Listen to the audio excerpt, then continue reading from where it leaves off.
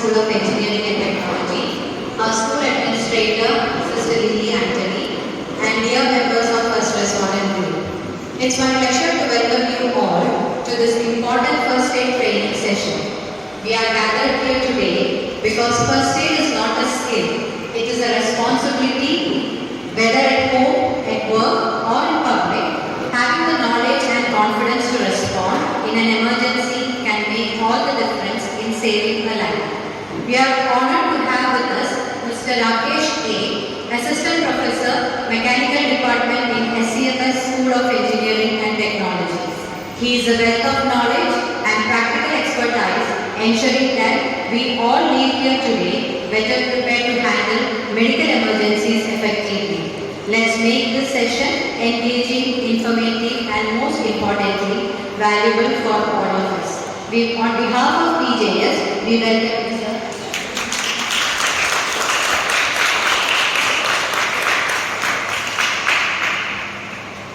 Mr. Rakesh to start the session.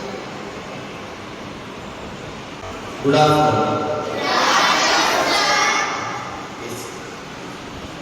Today we are going to discuss, rather we are going to practice some of the first aid techniques.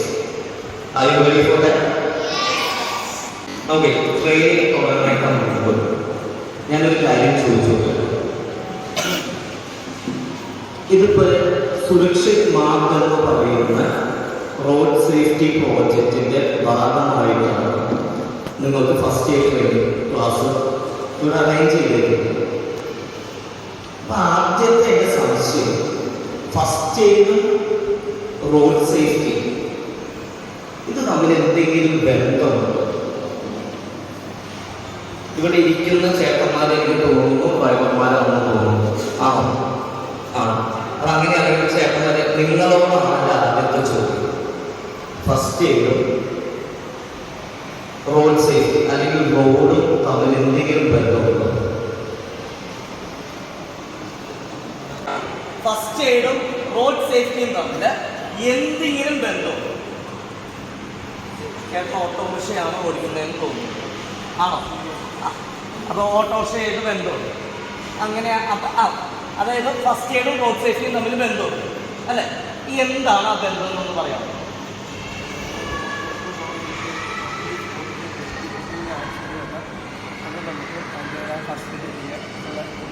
എന്തെങ്കിലും ഒരു accident കണ്ടു കഴിഞ്ഞാൽ അതിൻ്റെതായിട്ടുള്ള first aid കൊടുക്കേണ്ടി വരും. ഞാനൊരു കാര്യം ചോദിച്ചു, അപകടങ്ങൾ ഏറ്റവും കൂടുതൽ സംഭവിക്കുന്നത് വീടുകളിലല്ല, സ്കൂളുകളിലല്ല, പകരം ഏറ്റവും കൂടുതൽ അപകടം സംഭവിച്ചുകൊണ്ടിരിക്കുന്നത് റോഡുകളിലാണ്. ഞാൻ പറയുന്നത് നിങ്ങൾ അംഗീകരിക്കുമോ ഇല്ലേ? കഴിഞ്ഞ വർഷം 2024 ഇന്ത്യയിൽ മാത്രം 1,82,000 ജീവനാണ് റോഡ് ആക്സിഡന്റ് മൂലം നഷ്ടപ്പെട്ടത്.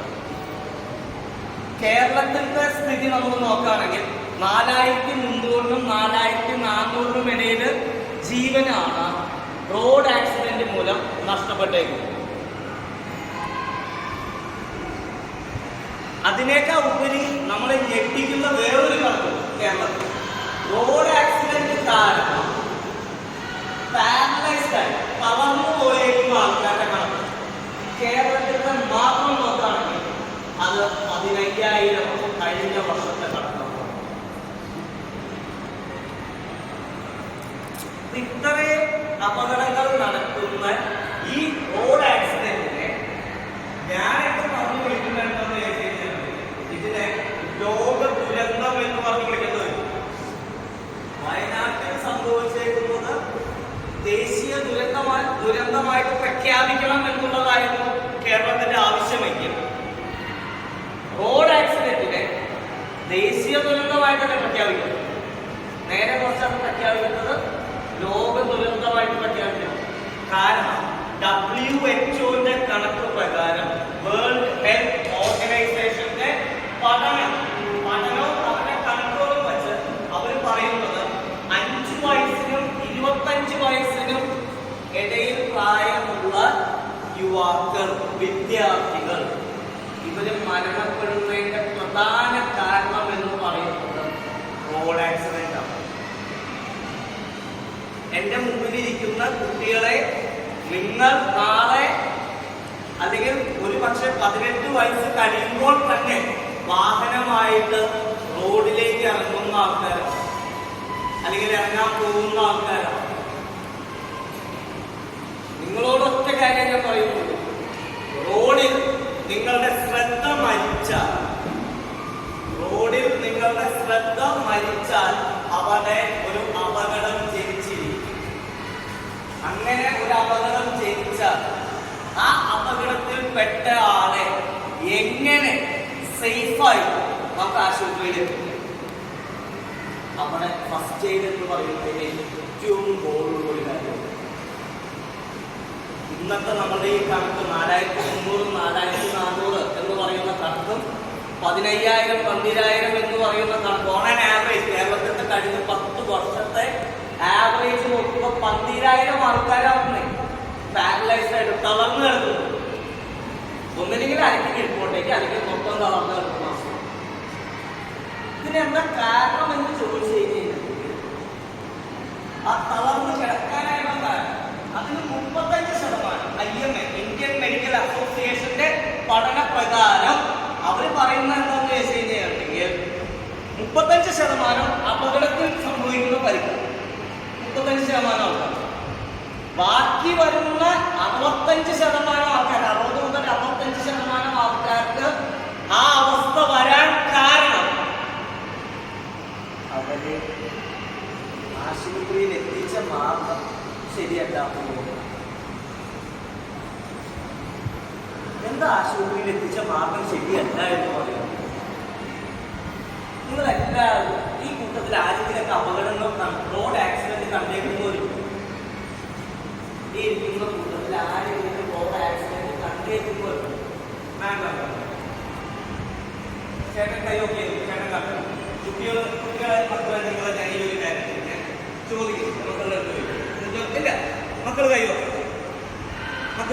ഞാൻ മുതിർന്ന ആൾക്കാരോടാണ്, ടീച്ചർമാരോടും അതേപോലെ ഇവിടെ ഇരിക്കുന്ന ഡ്രൈവർ അങ്കിൾമാരോടാണ് ഞാൻ ചോദിച്ചേക്കുന്നത്.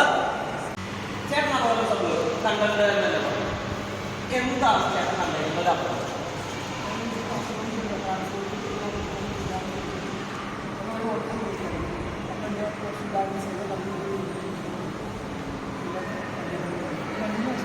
രണ്ടു മൂന്ന് ആക്സിഡന്റ് കണ്ടത്. ഇവിടെ കണ്ടേക്കുന്ന കോമൺ ആയിട്ടുള്ള രീതികൾ എന്തൊക്കെയാണ് ഒന്ന് പറയാൻ പറ്റും? അവിടെയാണ്, അതാണ് എനിക്ക് വേണ്ട ഉത്തരം. അത് തന്നെ അവിടെ നിന്ന് എനിക്ക് കിട്ടി. അതായത് പെട്ടെന്ന് ആ അപകടം കണ്ടു കഴിഞ്ഞാൽ പെട്ടെന്ന് തന്നെ നമ്മൾ അപകടത്തിൽ പെട്ട ആളെ എടുത്ത് എങ്ങോട്ടേക്ക് എത്തിക്കും? ആശുപത്രിയിലേക്ക് എത്തിക്കും. പെട്ടെന്ന് തന്നെ, അല്ലെങ്കിൽ എത്രയും പെട്ടെന്ന്. ഇനി എന്റെ ചോദ്യം ഇതാണ്, ആ എത്രയും പെട്ടെന്ന് എന്ന് പറയുന്ന സമയപരിധി എത്രയാണ്? ഒരു അപകടം മാഡം, ഒരു അപകടം സംഭവിച്ചു കഴിഞ്ഞാൽ ആ അപകടത്തിൽ പെട്ട ആളെ എത്ര നേരത്തിനുള്ളിൽ ആശുപത്രിയിൽ എത്തും?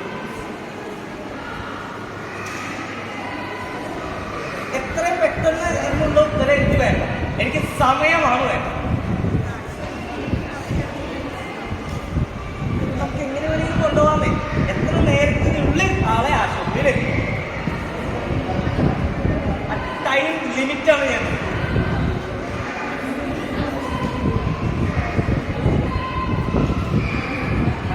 ഈ നേരത്തിനുള്ളിൽ കൊണ്ടുപോകാം. അപ്പൊ ഒരു സെക്കൻഡ് ശരി. അപ്പൊ ഇവിടെ എനിക്ക് കിട്ടി 1 സെക്കൻഡ് എന്നുള്ള ഉത്തരം കിട്ടി. ചേട്ടാ, അപകടം കണ്ടേക്കുന്ന ആള് 10 അല്ലെങ്കിൽ 15 മിനിറ്റ്. എന്താണ് 10 അല്ലെങ്കിൽ 15 മിനിറ്റ്? അതായത് ആക്സിഡന്റ് നടന്നു. ഇപ്പൊ ഒരു ബൈക്കിൽ ഒരാൾ യാത്ര ചെയ്തുകൊണ്ടിരിക്കുന്നു. ഈ ആൾ നല്ല സ്പീഡിലാണ്. കുറച്ചാൾ മൂവാറ്റുപുഴയിൽ നടന്നൊരു ആക്സിഡന്റ് ആണെന്ന് വിചാരിച്ചു. കോളേജിന്റെ മുമ്പില് രണ്ട് കോളേജ് വിദ്യാർത്ഥിനികളുടെ പിടിച്ചു തെറിപ്പിച്ച ഒരു സംഭവം ഉണ്ടായിരുന്നു. അതേപോലെ ബൈക്കില് ഒട്ടും ശ്രദ്ധയില്ലാതെ ഒരാൾ നല്ല അമിതമായ വേഗത്തിൽ പോയിക്കൊണ്ടിരിക്കുന്നു. വീണ്ടും ഞാനൊരു കാര്യം പറയുന്നു, യാതൊരു രീതിയിലുമുള്ള ഗതാഗത മര്യാദകൾ പാലിക്കാതെ ഒരാള് റോഡ്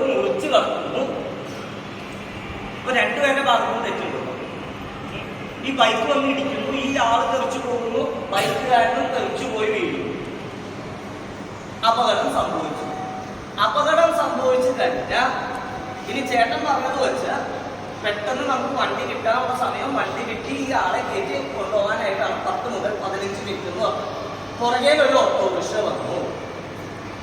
ആ അപകട സ്ഥലത്തുള്ള ആൾക്കാർ നമ്മളാണെങ്കിൽ എന്ത് ചെയ്യും? ആ ഓട്ടോറിക്ഷക്കാരനെ കൈ അടിച്ച് നിർത്തും. എന്നിട്ട് എന്ത് ചെയ്യും? ആ ഓട്ടോറിക്ഷയിൽ ഏതെങ്കിലും യാത്രക്കാരുണ്ടെങ്കിൽ അവരെ ഇറക്കി വിടും. എന്നിട്ട് എന്ത് ചെയ്യും? ഈ അപകടം പറ്റിയ ആളെ നമ്മൾ ആ ഓട്ടോറിക്ഷയിലേക്ക് കയറ്റും. എന്നിട്ട് ഇയാളെ ആശുപത്രിയിലേക്ക് എത്തും. എന്തൊരു നല്ല ജീവകാരുണ്യ പ്രവൃത്തിയാണ് നമ്മൾ ചെയ്യുന്നത്, അല്ലെ സിസ്റ്റർ? ഒരു ജീവൻ രക്ഷിക്കുക എന്ന് പറയുന്നത് ഏറ്റവും വലിയ ജീവകാരുണ്യ പ്രവൃത്തി. ഈ ഓട്ടോറിക്ഷയിൽ ഈ ആളെ കയറ്റി കൊണ്ടുപോകുമ്പോൾ ഈ ആളെ എങ്ങനെ കിടക്കാൻ അറിയോ? ഈ ഓട്ടോറിക്ഷയിൽ ചേട്ടൻ ഓട്ടോറിക്ഷ ഓടിച്ച ആളല്ലേ, എനിക്കാണ് അപകടം പറ്റിയേക്കുന്നത്, എന്നെ നീണ്ടു നിവർത്തി കിടക്കാൻ പറ്റുമോ? പറ്റില്ല. പിന്നെ എന്നെ എങ്ങനെ വിളിക്കും? അതെ, എന്നെ ഈ ഓട്ടോറിക്ഷയിൽ കിടത്താണെങ്കിൽ ഞാനാണ് അപകടത്തിൽ പറ്റേക്കുന്നതെന്ന് വിചാരിക്കും. എന്നെ ഓട്ടോറിക്ഷ കെട്ടി കൊണ്ടുപോകുകയാണെങ്കിൽ ഒന്നില്ലെങ്കിൽ ഒരാള് എന്നെ കെട്ടി കഴിഞ്ഞാൽ തലഭാഗത്ത് ഒരാളുണ്ടാവും.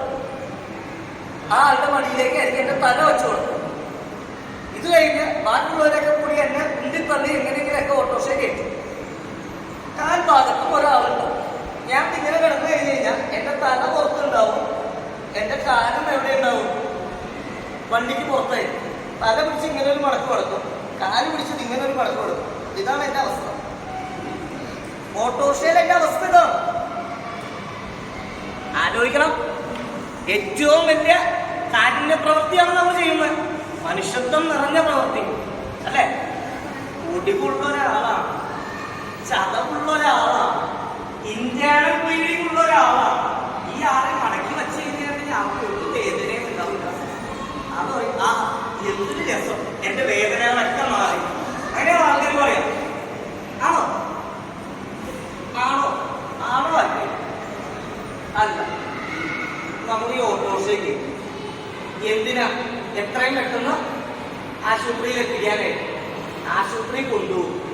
ഞാൻ ഇപ്പൊ പറഞ്ഞതുപോലെ ഒരു ആക്സിഡന്റ് ആണെങ്കിൽ ഡോക്ടർ ചികിത്സയ്ക്ക് ചെയ്തതിനു ശേഷം ഈ അപകടം പറ്റിയ ആളുകളുടെ കാര്യം താങ്കളെ എത്തിക്കേണ്ട രീതിയിൽ ഈ ആശുപത്രിയിൽ എത്തിച്ചിരുന്നെങ്കിൽ താങ്കൾ ഈ ആശുപത്രിയിൽ നിന്നും നടന്നു പോയാലേ. ഇപ്പോ താങ്കൾക്ക് നടക്കാനൊന്നും പറ്റില്ല, ഒരു വീൽ ചെയറോ അല്ലെങ്കിൽ ഒരു സ്ട്രെച്ചറോ വേണം. ഇനിയുള്ള കാലം താങ്കളുടെ കാലുകൾ ചലിക്കില്ല, അല്ലെങ്കിൽ താങ്കളുടെ കഴുത്തിന് കീഴ്പോട്ടേക്ക് ചലനം ഉണ്ടാവില്ല. നിങ്ങൾക്കൊന്ന് ആലോചിക്കണം. നിങ്ങൾക്ക് ഇപ്പൊ നടന്ന് ഇതേപോലെ നടക്കാൻ പറ്റുന്ന ആൾക്കാർക്ക് ഇനിയുള്ള കാലം ഒരു 2 ആളുടെ സഹായമില്ലാതെ ഒരു സ്ഥലത്ത് നിന്ന് വേറെ സ്ഥലത്തേക്ക് പോകാൻ പറ്റില്ല എന്നുള്ളൊരു കാര്യം നിങ്ങൾക്ക് ആലോചിക്കാൻ പറ്റും. ഒന്നും വേണ്ട, ടോയ്ലറ്റിൽ പോകണമെങ്കിൽ നിങ്ങളുടെ സഹപാഠികളുടെ സഹായം വേണം. ഫ്രണ്ട്സിന്റെ ഹെൽപ്പ് ഇല്ലാതെ ടോയ്ലറ്റിൽ പോകാൻ പറ്റാത്ത അവസ്ഥ മക്കളെ നിങ്ങൾക്ക് ഇമാജിൻ ചെയ്യാൻ പറ്റും. ഒരു കാര്യം ചെയ്യും, കഴുത്തിൽ പൾസ് നോക്കണേക്കാൾ മുമ്പ് നിങ്ങൾ സ്വന്തം പൾസ് ഒന്ന് കയ്യിലൊന്ന് നോക്കി, കയ്യിൽ നിങ്ങൾ പൾസ് കിട്ടുന്നതൊന്ന് നോക്കി ചെക്ക് പൾസ് നോക്കൂ. അങ്ങനെ മടിച്ചിട്ട് കൈ വെച്ചിട്ട് കാര്യമില്ല കേട്ടോ. ഇത് ഒരു ചെറിയ പ്രശ്നമൊക്കെ കൊടുത്താൽ പൾസ് കിട്ടും. കിട്ടുന്നുണ്ടോ? കിട്ടി? യെസ്. സോ എല്ലാവരും പൾസ് നോക്കിയോ? എല്ലാവരും പൾസ് നോക്കി. ഇനി നമുക്ക് കഴുത്തിലൊന്ന് നോക്കാം. എല്ലാവർക്കും പൾസ് കിട്ടില്ല? ടീച്ചർ കിട്ടില്ല? പൾസ് കിട്ടി. ഓക്കെ. ഇനി കഴുത്തിൽ നോക്കേണ്ട എവിടെയാണെന്ന് ചോദിച്ചു കഴിഞ്ഞാൽ ഞാൻ കയ്യിൽ എവിടെ നോക്കണമെന്ന് പറഞ്ഞു തരാം. വേറെ ഒന്നുമല്ല, അവിടെ പൾസ് നോക്കേണ്ട പറയും. നമുക്ക് പൾസ് നോക്കേണ്ടത് കഴുത്തില് നോക്കേണ്ടത് ഏകദേശം നമ്മുടെ കഴുത്തിന്റെ മിഡ് നടുവാണ്. അവിടെ 2 സെന്റിമീറ്റർ ഇടത്തോട്ടോ വലത്തോട്ടോ, towards the left or right, at the center of your neck or at the center of your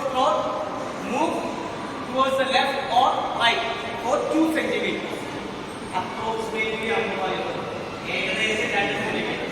use your 3 fingers. Okay, അവിടെ ഒന്ന് പ്ലേസ് ചെയ്യാം, ഒന്ന് പ്രസ് ചെയ്യാം. You can feel your pulse. നിങ്ങൾക്ക് പൾസ് കിട്ടിയോ? ഇനി എന്റെ ചോദ്യം, ഏതാണ് നല്ല അടിപൊളി പൾസ്? നല്ല താളം കിട്ടില്ല, കഴുത്തിലാണോ കയ്യിലാണോ? കഴുത്തിലേ കിട്ടൂ. ബിക്കോസ് ഫ്രം ദ ഹാർട്ട്, നമ്മുടെ ഹൃദയത്തിൽ നിന്നും ബ്ലഡ് ബോഡി പാർട്സിലേക്ക് എത്തിക്കുന്നത് ആർട്ടറീസാണ്, രക്തധമനികളാണ് ചോര നമ്മുടെ ഓരോ അവയവങ്ങളിലേക്കും എത്തിക്കുന്നത്.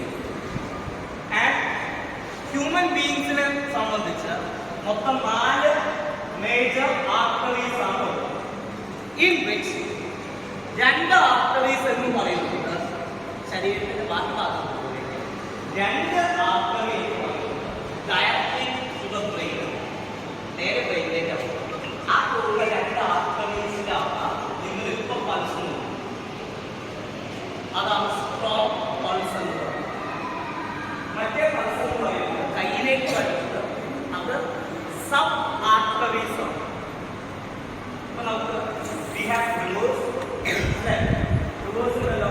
അതേപോലെ തന്നെ കുഴകളുമുണ്ട്, തോടുകളുമുണ്ട്. ഈ തോടുകളാണ് എന്ത് കയ്യിലേക്കൊക്കെ വരുന്ന ആർട്ടറി എന്ന് പറയുന്നത്. നേരെ മറിച്ച് കഴുത്തിലേക്കുള്ള ആർട്ടറി എന്ന് പറയുന്നത് അത് നമ്മുടെ കോട്ടയാണ്.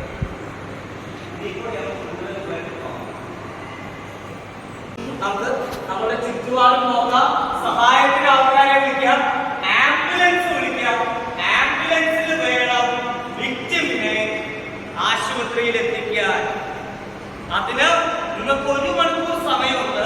ആ 1 മണിക്കൂർ അപകടം സംഭവിച്ചത് തൊട്ടുള്ള ആദ്യ 1 മണിക്കൂർ സമയത്തെയാണ് ഗോൾഡൻ അവർ എന്ന് പറയുന്നത്. ആ ഗോൾഡൻ അവർക്ക് നിങ്ങൾ എങ്ങോട്ട് എത്തിച്ചാൽ മതി? ആശുപത്രിയിൽ എത്തിച്ചാൽ മതി. പ്ലാറ്റിനം മിനിറ്റില് നിങ്ങൾ പൾസ് നോക്കി, പൾസ് ഇല്ല എങ്കിൽ അവിടെ അപ്പൊ തന്നെ ആശുപത്രിയിൽ എത്തിക്കുകയല്ല വേണ്ടത്. അവിടെ നമ്മൾ ഫസ്റ്റ് എയ്ഡ് സ്റ്റാർട്ട് ചെയ്യും. ആ ഫസ്റ്റ് എയ്ഡ് ഏതാണെന്നുള്ളത് നമുക്ക് ഡിസ്കസ് ചെയ്യും. അപ്പൊ ആദ്യം അറിഞ്ഞിരിക്കേണ്ട 2 സമയങ്ങളാണ്. ഒരു അപകടം സംഭവിച്ചു കഴിഞ്ഞിട്ടുണ്ടെങ്കിൽ ആദ്യം നോക്കേണ്ടത് ആ വ്യക്തിയുടെ ഹാർട്ട് വർക്കിംഗ് ആണോ അല്ലയോ. അത് നിങ്ങൾ ചെക്ക് ചെയ്യേണ്ടത് പ്ലാറ്റിനം മിനിറ്റിന്റെ ഡ്യൂറേഷൻ എടുക്കരുത്. വിത്തിൻ 6 മിനിറ്റ്സ്, 6 മിനിറ്റിനുള്ളിൽ ഉറപ്പുവരുത്തണം ആ ആളുടെ ഹാർട്ട് വർക്കിംഗ് ആണോ അല്ലയോ. അപകടം കഴിഞ്ഞിട്ടേ ആള് കിടന്ന് കരഞ്ഞോണ്ടിരിക്കുക, അയ്യോ എന്നെ ആശുപത്രി കൊണ്ടോ എന്ന് പറഞ്ഞ് കരയാണെങ്കിൽ പൾസ് നോക്കണോ? Because he is live, അല്ലേ? He or she, that victim is live. അവിടെ നമുക്ക് നോക്കണ്ട. അപകടം കഴിഞ്ഞ ഇയാൾ അൺകോൺഷ്യസ് ആണ്. നമ്മൾ ആളെ വിളിക്കേണ്ട, ആളെ എടുക്കുന്നില്ല, ആള് റെസ്പോണ്ട് ചെയ്യുന്നില്ല. ആ ഒരു സിറ്റുവേഷനിലേ എന്ത് നോക്കേണ്ട ആവശ്യമുള്ളൂ? പൾസ് നോക്കേണ്ട ആവശ്യമുള്ളൂ. പൾസ് നോക്കിക്കഴിഞ്ഞാൽ ചെയ്യേണ്ട ബാക്കിയുള്ള കാര്യങ്ങൾ പറയാം.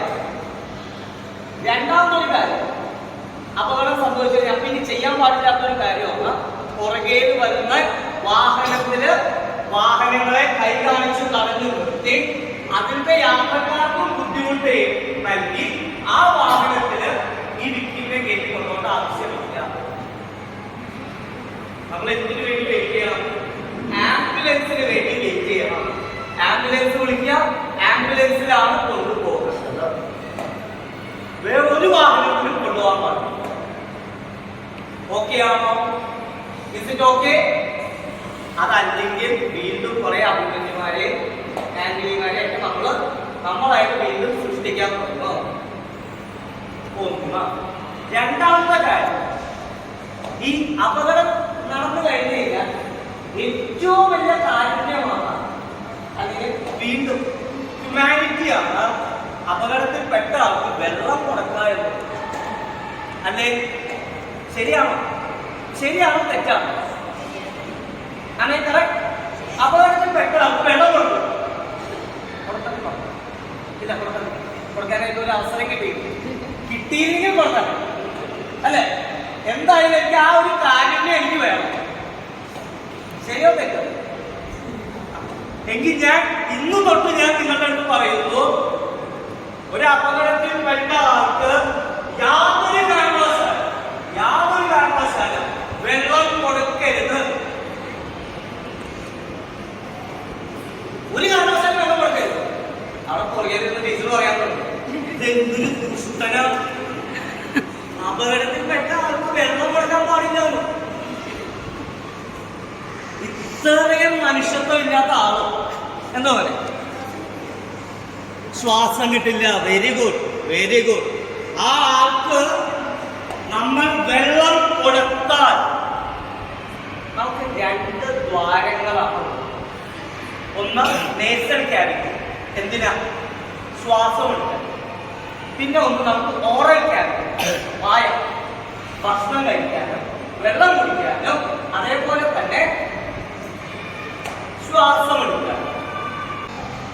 പുക വലി ശീലമുള്ള ചേട്ടന്മാരുടെ കൂട്ടത്തിലില്ലെങ്കിൽ പുക വലിച്ചു കഴിഞ്ഞാൽ വരുന്നത് മൂക്കിക്കോടെയാണ്. അപ്പൊ രണ്ടിനും കണക്ഷൻ ഉണ്ട് എന്നുള്ളത് നമുക്ക് അധികം ഉറപ്പിക്കണം. ഇത് തൊണ്ടയിലെത്തിക്കഴിഞ്ഞാൽ ഇനി 2 ഡയറക്ഷനിലേക്കാണ് പോകേണ്ടത്. ഏതൊക്കെയാ? നമ്മളുടെ ശ്വാസം, നമ്മൾ എടുക്കുന്ന വായു ലങ്സിലേക്ക് പോകണം. നമ്മൾ കുടിക്കുന്ന വെള്ളവും ഭക്ഷണവും എങ്ങോട്ടേക്ക് പോകണം? നമ്മുടെ വയറ്റിലേക്ക് പോകും, സ്റ്റൊമക്കിലേക്ക് പോകും, ആമാശയത്തിലേക്ക് പോകും. ഇതിനെ കൺട്രോൾ ചെയ്യാൻ വേണ്ടി ഈ വന്നേക്കുന്ന വായുവാണ്, ഈ വന്നേക്കുന്ന ഭക്ഷണമാണ്, പിന്നെ അത് ഇങ്ങോട്ടേക്ക് പോകണം. ഇതൊക്കെ കൺട്രോൾ ചെയ്യുന്ന ബ്രെയിനാണ്. ബ്രെയിനിന് പുറമെ നമ്മുടെ തൊണ്ടയിൽ ഒരു ഗേറ്റ് ഉണ്ട്, കേട്ടോ. അതിന്റെ ശരിക്കുള്ള പേര് കുട്ടികൾക്ക് ആയതുകൊണ്ട് കുട്ടികളുടെ അടുത്ത് പറയാണ് എപ്പിഗ്ലോട്ടിസ് എന്നാണ് അതിന്റെ പേര്.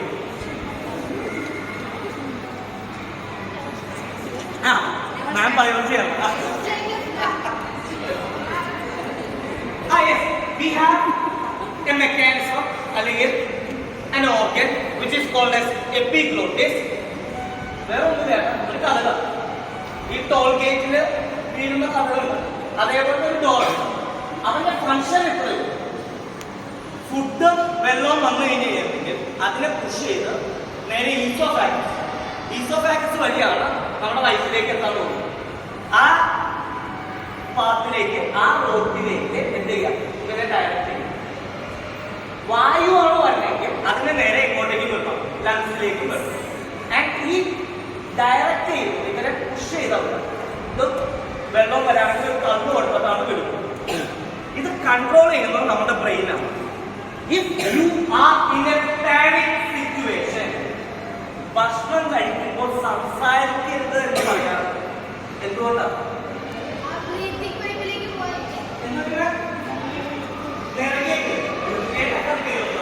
പകരം ഈ സാധനം എന്തിലേക്ക് വരുന്നത്?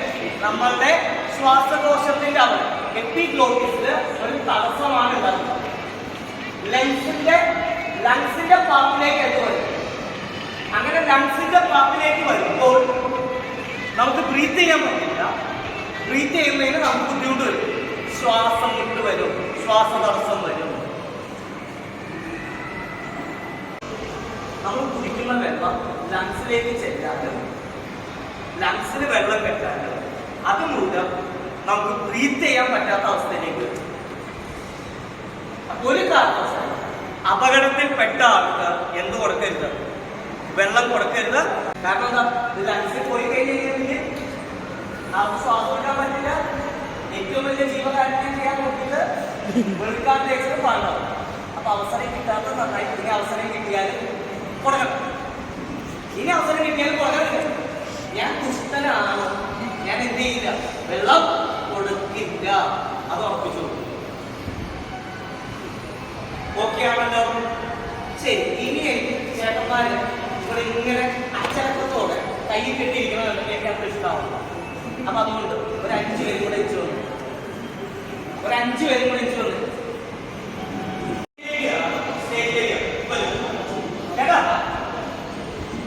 ഓക്കെ, സിറ്റുവേഷൻ ഇവിടെ വന്നിട്ടോ.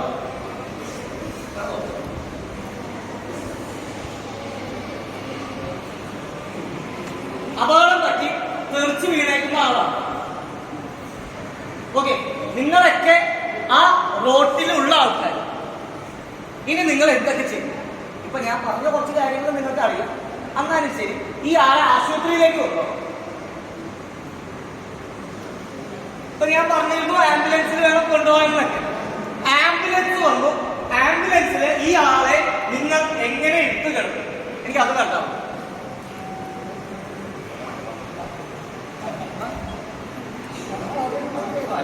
പിന്നെ 5 പേരുണ്ടായിട്ട് ആ ഒരു കൊച്ചിനെ പൊക്കാൻ പറ്റില്ല എന്ന് പറഞ്ഞു കഴിഞ്ഞാല് നാണക്കേടാണ്.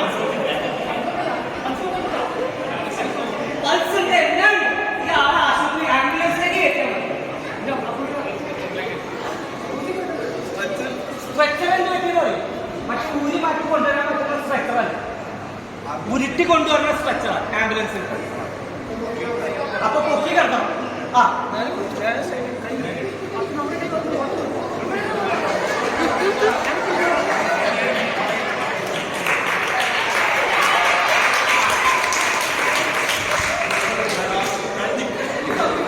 യെസ്,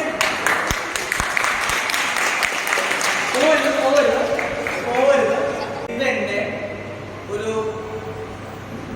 60ാമത്തെയോ 61ാമത്തെയോ ഫസ്റ്റ് എയ്ഡ് ട്രെയിനിങ് ക്ലാസ്സാണ്. ഇത്രയും ക്ലാസ്സുകൾ ഞാൻ എടുത്തിട്ട് പിന്നെ കുറച്ചെങ്കിലും കറക്റ്റായിട്ട് ഡെമോ കാണിച്ചത്.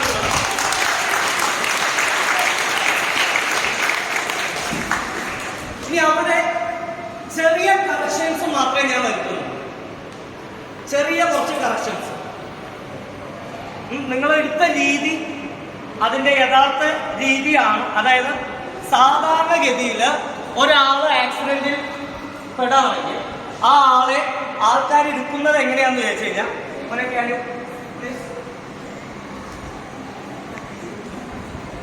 ആ ആളെ എടുക്കാൻ പോകുന്ന രീതി അപകടം നടന്ന സമയത്ത് ഓടി എത്തിക്കഴിഞ്ഞിട്ടുണ്ടെങ്കിൽ ആദ്യം ചെയ്യാൻ പോകുന്ന കാര്യം എവിടെയാണോ നമുക്ക് പിടുത്തം കിട്ടുന്നത് അവിടെ പിടിക്കും.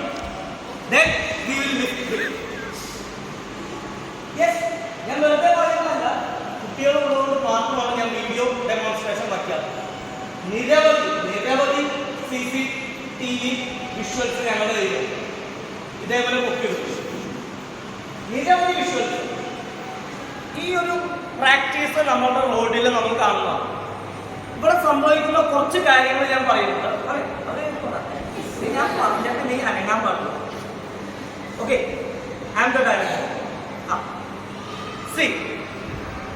ഇവിടെ ഈ ആൾ തെറിച്ച് വീഴുമ്പോൾ there is a possibility for spinal cord compression or a minor spinal cord injury. നമ്മുടെ നട്ടലിന് ചെറുതായിട്ട് ക്ഷതം സംഭവിക്കാൻ സാധ്യതയുണ്ട് തെറിച്ച് വീഴുന്ന സാഹചര്യങ്ങളിൽ. ഇപ്പൊ ഇവിടുന്ന് സ്റ്റെയർ കേസിൽ നിന്നും ഒരു സ്റ്റുഡന്റ് വീണ് കഴിഞ്ഞിട്ടുണ്ടെങ്കിൽ ഒരു കാരണവശാലും ആ സ്റ്റുഡന്റിനെ നിങ്ങൾ എണിപ്പിച്ചിരുത്താൻ പാടില്ല. ആ സ്റ്റുഡന്റ് അവിടെ കിടന്നോട്ടെ. അല്ലെങ്കിൽ ഫാക്കൽറ്റി മെമ്പർ ആണെങ്കിൽ ആൾക്ക് അവിടെ അങ്ങനെ കിടക്കാം. ആ ആളെ നിങ്ങൾ ഒരു കാരണവശാലും ലിഫ്റ്റ് ചെയ്യരുത്. അല്ല സ്വമേധയ എണീക്കാൻ നോക്കിയാലും എണീക്കാൻ സമ്മതിക്കരുത്. ആൾ കിടന്നോളൂ. ബിക്കോസ് ആ വീഴ്ചയില് നട്ടലിന് എന്തുണ്ടാവാം, ഒരു ചെറിയ ക്ഷതമായിരിക്കും വന്നത്. ഇങ്ങനെ പിടിച്ചിരുത്തുമ്പോൾ ആ ഇഞ്ചുറി എന്ന് പറയുന്നത് കുറച്ചും കൂടി സിവിയറായി. എങ്ങനെ പൊക്കിയെടുക്കാന്ന് അറിയും. രണ്ടുപേരും ഇങ്ങനെ പിടിക്കും, അല്ലെങ്കിൽ ഒരാൾ ഇവിടെ പിടിക്കും, ഒരാൾ കാലിൽ പിടിക്കും.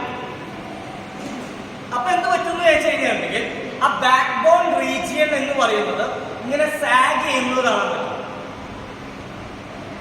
അങ്ങനെ കൊണ്ടുപോയപ്പോൾ കുറെ നിങ്ങൾ കണ്ടിട്ടുണ്ടാവും. ഏറ്റവും കോമൺ ആയിട്ട് ഈ റീസെന്റ് നടന്ന ഒരു എക്സാമ്പിൾ പറയും. Thrikkakara MLA Uma Thomas madam വീണ് കഴിഞ്ഞ് കഴിഞ്ഞപ്പോ മാഡത്തിനെ എടുത്ത രീതി തെറ്റാണ്. ഒരു കാരണവശാലും ചെയ്യാൻ പാടില്ലാത്ത രീതിയിലാണ് മാഡത്തിനെ ആംബുലൻസിലേക്ക് കയറ്റി. ആംബുലൻസിലാ കൊണ്ടുപോയത് ആംബുലൻസിലാ. പക്ഷെ മാഡത്തിനെ എടുത്ത രീതി എങ്ങനെയാണ്? ആ കയ്യിലും കാര്യം പിടിച്ചാൽ ഓക്കെ, ഒരു കാരണവശാലും ചെയ്യാൻ പാടില്ല. മാഡത്തിന് സ്പൈനൽ കോഡ് ഇഞ്ചുറി ഉണ്ട്. ആ ഇഞ്ചുറി എന്ന് പറയുന്നത് എന്തെങ്കിലും കുറച്ച് സിവിയർ ആയിട്ടുണ്ടെങ്കിൽ അതിലൊരു പങ്ക് മാഡത്തിനെ ആംബുലൻസിൽ കയറ്റിയ രീതി തെറ്റാ. കയറ്റിയ രീതി തെറ്റാ. ഇനി ആംബുലൻസിന് പകരം മാഡത്തിന്റെ കാറിലോ അല്ലെങ്കിൽ അവർക്ക് ഓട്ടോറിക്ഷയിലോ ആണ് കൊണ്ടുപോയിരുന്നെങ്കിൽ ഇതിനകം പാരലൈസ്ഡ് ആയ ഈ സിറ്റുവേഷൻ എവിടെ വേണമെങ്കിലും സംഭവിക്കാണ്. അതുകൊണ്ട് ഒരിക്കലും ഇങ്ങനെ എടുക്കരുത്. നിങ്ങൾ എടുത്ത രീതിയാണ് അത് കുറച്ചും കൂടി വെയിറ്റ് ഉള്ള ഒരാളാണ്. ഇപ്പൊ എടുത്തു പറഞ്ഞാൽ എടുക്കാൻ പറ്റും. ഇപ്പൊ 5 പേരുണ്ടായിരുന്നു, ഇതൊരു പയ്യനായിരുന്നു, അതുകൊണ്ട് മാത്രമാണ് അത് ഓക്കെ ആയത്. അതും ചെയ്യാൻ പറഞ്ഞു. പിന്നെ എങ്ങനെയുണ്ട് ചേട്ടനുള്ളത്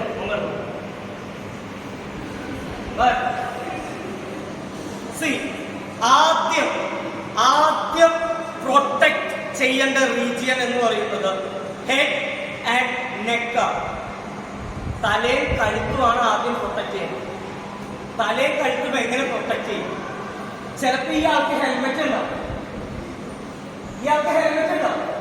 നമ്മളെന്താ ചെയ്യാൻ കഴിയും? ഒരാൾ ഓടി വരും, ഹെൽമെറ്റ് ബക്കിൾ ഔട്ട് ചെയ്യും, നേരെ വലിച്ചുകൊണ്ട് പോകും. ഒരു കാരണവശാലും ചെയ്യരുത്. ഹെൽമെറ്റ് ഊരണമെങ്കിൽ മിനിമം 2 പേര് വേണം. ഹെൽമെറ്റ് റിമൂവ് ചെയ്യണമെങ്കിൽ മിനിമം 2 പേര് വേണം. ഓക്കെ, അതിൽ ഒരാള് കഴുത്ത് പിടിക്കുക. ഇപ്പൊ എനിക്കറിയാം എങ്ങനെ ഹെൽമെറ്റ് ഊരുന്നോ. ഞാൻ ഹെൽമെറ്റ് റിമൂവ് ചെയ്യാൻ നിൽക്കും. ഞാൻ എന്താ ചെയ്യാമെങ്കിൽ I will hold the neck and face. Okay, കഴുത്തും മുഖവും കൂടി ഞാൻ എന്ത് ചെയ്തു? ഹോൾഡ് ചെയ്യും, പിടിക്കും. ഒരു രീതിയിലും അനങ്ങാൻ സമ്മതിക്കില്ല, മൊബിലിറ്റി കൊടുക്കില്ല. കഴുത്തിനും തലയ്ക്കും ഒരു മൊബിലിറ്റിയും ഇല്ല. സ്റ്റേർഡായിട്ട് പിടിക്കാം. Then ask other person to remove the helmet. അങ്ങനെ വേണം ഹെൽമെറ്റ് ഊരാനായിട്ട്. അത് കഴിഞ്ഞാൽ ലിഫ്റ്റ് ചെയ്യുന്ന സമയത്ത് നമ്മൾ ശ്രദ്ധിച്ചോളാം. കഴുത്ത് പിടിച്ചു. See, I'm going to hold the neck like this.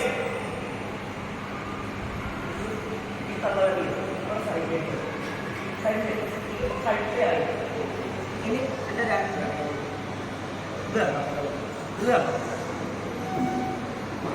ചെവിയോട് ചേർത്ത് ഇങ്ങനെ വന്നു നല്ല അനക്കടാ നീ അനക്കാൻ പറ്റണ്ട. ആരെയായിട്ട് അനക്കും. നീ ഇങ്ങനെ ഒന്ന് തല എനിക്ക് ഇങ്ങനെ അനക്കാൻ പറ്റുമോ? ഇതാ മതി. കാരണം അങ്ങനെ ഹോൾഡ് ചെയ്ത് കഴിഞ്ഞാൽ ഇപ്പൊ ഇവിടെ ബോധമുള്ള ആൾക്ക് പരമാവധി ആരോഗ്യം എടുക്കുമ്പോൾ എന്ത് ചെയ്യാൻ പറ്റിയിട്ടില്ല, തല അനക്കാൻ പറ്റിയിട്ടില്ല. അങ്ങനെയാണെങ്കിൽ ബോധമില്ലാതെ വേദന എടുത്ത് കിടക്കുന്ന ഒരാൾക്ക് തല അനക്കാൻ പറ്റുമോ? പറ്റില്ല. അതാണ് ചേട്ടൻ ചെയ്യുന്നത്. ഇങ്ങോട്ടേക്ക് 2 പേരും opposite direction. Face to face നോക്കി നിൽക്കും. ഇനി ചെയ്യാൻ പോകുന്നത് കൈയൊന്നും വേണ്ട. ഇങ്ങനെ ഞാൻ നോക്കും. പക്ഷെ ഇത് അവിടെ അടിയിലൂടെ നിങ്ങൾ ലോക്ക് ചെയ്തതിന് ശേഷം റെഡി എന്നുള്ളത് ഇവിടെ തലഭാഗത്തുള്ള ആളുകൾ 1, 2, 3 എണ്ണി കഴിഞ്ഞതിന് ശേഷം ഒരുമിച്ച് എല്ലാവരും ഒരുമിച്ച് വേണം നോക്കാൻ.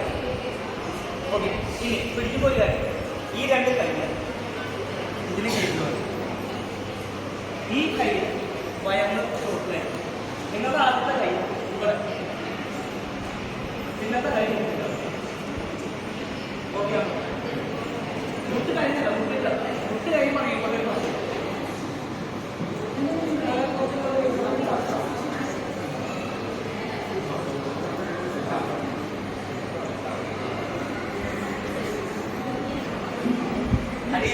അടിയിക്കോറ നീ കാലം നോക്കണ്ട.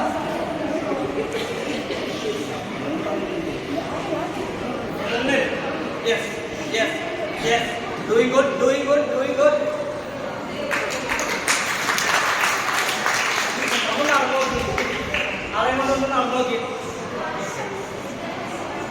Okay. See, നേരത്തെ ഇട്ടതും സ്ട്രൈറ്റ് തന്നെയായിരുന്നു, ഇപ്പൊ ഇട്ടതും സ്ട്രൈറ്റ് ആണ്. ബട്ട് ഇപ്പൊ ഒരു കാര്യമുണ്ട്, തലയ്ക്കും കൂടി സപ്പോർട്ട്. ഒന്ന്, നേരത്തെ ഈ ആളെ ഇട്ടപ്പോഴുള്ള വെയിറ്റ് ആയിരുന്നു ഇപ്പോൾ ഉള്ള വെയിറ്റ്. ഇപ്പൊ വെയിറ്റ് കുറവായിരുന്നു. കാരണം നമ്മളൊരു നെറ്റ്വർക്ക് ഉണ്ടാക്കി കൈ വെച്ച് ആ വെയിറ്റ് ഡിസ്ട്രിബ്യൂട്ട് ചെയ്യും. ഒരു 100-110 കിലോ വരെയുള്ള ആളാണെങ്കിലും 5 പേരുണ്ടെങ്കിൽ സുഖമായിട്ട് ആളെ എന്ത് ചെയ്യാൻ പറ്റും, പൊക്കാൻ പറ്റും. ഈ ഒരു പൊക്കല് പൊക്ക എന്നല്ലാതെ അതല്ലാത്ത രീതിയിൽ ഒരു കാരണവശാലും എന്ത് ചെയ്യാൻ പാടില്ല, ലിഫ്റ്റ് ചെയ്യാൻ പാടില്ല. LOG, ലോക്ക് ലിഫ്റ്റ് എന്നാണ് നമ്മളിപ്പോ കണ്ടത്. ഇനി ഒരു മെത്തേഡ് ഉള്ളത്, വരുന്ന ആംബുലൻസിലെ സ്ട്രെച്ചർ, ഡിറ്റാച്ചബിൾ സ്ട്രെച്ചർ ഓർ ആ ആംബുലൻസിലെ സ്പൈൻ ബോർഡ് എന്ന് പറഞ്ഞൊരു സാധനമാണ്. ഓറഞ്ച് കളറുള്ള ഒരു സാധനം സ്പൈൻ ബോർഡ്, അതാണ് വരുന്നത്. അതിലേക്ക് എങ്ങനെ കേൾക്കണം അതും കൂടി അറിയാം.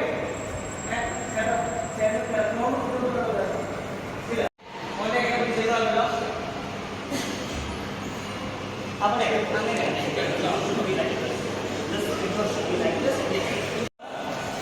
കുട്ടികളായാലും ചെയ്യാൻ പറ്റും. ഇതൊന്നും മാത്രമല്ല, കുട്ടികളാണെങ്കിലും ചെയ്യാം. ഓരോ ഓൺ യുവർ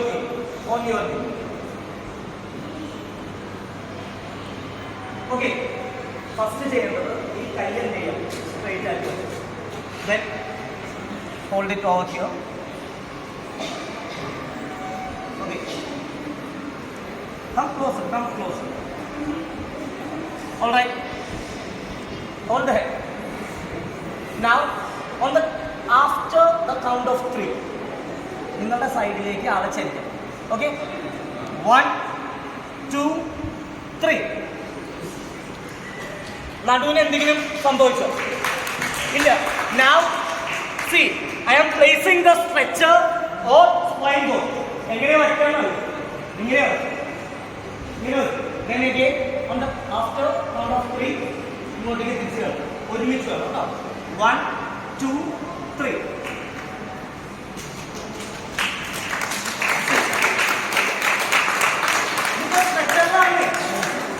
ഇപ്പൊ ആള് സ്ട്രെച്ചറില്ല. ആളുടെ തലയ്ക്കും കഴുത്തിന് ഇറക്കം വന്നിട്ടില്ല. സ്പൈനൽ കോഡിന് എന്ത് വന്നിട്ടില്ല, യാതൊരുവിധ സാഗിങ്ങോ ഒന്നും വന്നിട്ടില്ല. ഒരു സ്ട്രെയിനും ഇല്ല. Easily you can lift the victim and take the victim towards the ambulance or towards the hospital. ഈ ഒരു മെത്തേഡാണ് നമ്മൾ പ്രാക്ടീസ് ചെയ്യുന്നത്. അതല്ലാതെ പഴയ മെത്തേഡ് കൈയും കാലും പിടിച്ച് വെക്കുന്ന രീതി അതൊന്നും ഇത് ചെയ്യാൻ പാടില്ല. എന്തായാലും ഈ കുട്ടികൾക്ക് ഒരു നല്ല കൈയ്യടി കൊടുക്കാലോ. നല്ല രീതിയിൽ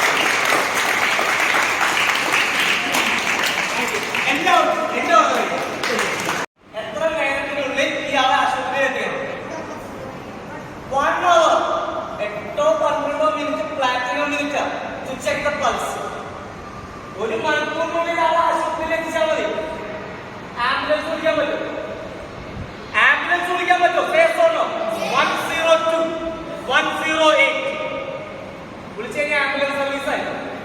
ആംബുലൻസുകാരൻ വരുമ്പോ അതില് എങ്ങനെ പോയാലും ഒരു ഡ്രൈവറുണ്ട്. For sure. ചിലപ്പോ ആ ഡ്രൈവർക്ക് ഒരു ഹെൽപ്പറുണ്ട്. ബാക്കി 3 പേരും കൂടി വന്നാൽ മതി. അപ്പോൾ 4 പേര്. ആംബുലൻസിലെ ഡ്രൈവർ മാത്രമേ ഉള്ളൂ. വന്ന ആംബുലൻസിലെ സ്ട്രെച്ചർ ഉണ്ടെങ്കിൽ എടുത്തു മാറ്റാൻ പറ്റുന്നതാണെങ്കിൽ 2 പേരും. ആ സമീപ പ്രദേശത്ത് കിടക്കുന്ന ഏതെങ്കിലും വീട്ടിൽ നിന്നോ അല്ലെങ്കിൽ പുറകെ വരുന്ന വാഹനത്തിൽ നിന്നോ ആരെങ്കിലും കൈ കാണിച്ച് സഹായം അഭ്യർത്ഥിക്കാൻ പറ്റില്ലേ? 1 മണിക്കൂറിനുള്ളിൽ ആളെ ആശുപത്രിയിൽ എത്തിച്ചാൽ മതി. Okay, if the victim is breathing, ഏതൊരു മനുഷ്യൻ ശ്വാസം എടുക്കുകയാണെങ്കിൽ ഉറപ്പാണ് ഈ ഭാഗത്ത് ഒരു റൈസ് ആൻഡ് ഫോൾ ഉണ്ട്. ചെറുതായിട്ട് ശ്വാസം എടുക്കുന്ന ഒരാൾക്കതുണ്ട്. ഓക്കെ, അപ്പൊ ഞാൻ പൾസ് നോക്കുന്നത് എങ്ങനെയാണ് കാണിച്ചു തരാം. C, I M checking the pulse. Meanwhile എന്റെ നോക്കുന്നത് ഇങ്ങനെയാണ്. Simultaneously, at the same time, at the same time, I and checking the pulse and also the breath. Breath നോക്കി pulse നോക്കി. For this, ഇത് ചെയ്യാൻ ഏകദേശം നിങ്ങൾ എന്ത് ചെയ്യണം? 10 സെക്കൻഡ് സമയമുണ്ട്. 10 സെക്കൻഡ് എടുക്കണം. അപ്പൊ അതിന് എന്ത് ചെയ്യാം? 1, 2, 3, 4, 5, 6, 7, 8, 9, 10. 10 സെക്കൻഡ്.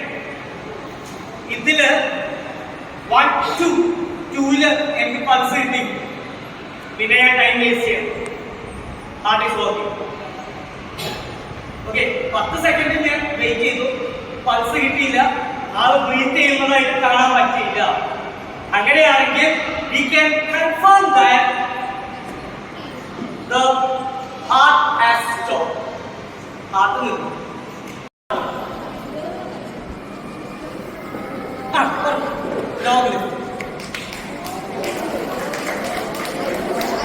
സ്ട്രെച്ചറിലേക്ക് ആക്സിഡന്റ് വിക്ടിമിനെ മാറ്റുന്ന മെത്തേഡിന്റെ പേരെന്താ?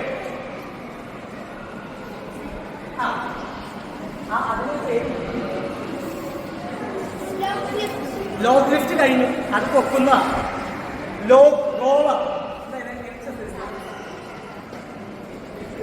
Log roller. അപ്പൊ എന്തായാലും കുറെ നിങ്ങൾ ശ്രദ്ധിച്ചു എന്നുള്ളത് എനിക്ക് മനസ്സിലായി.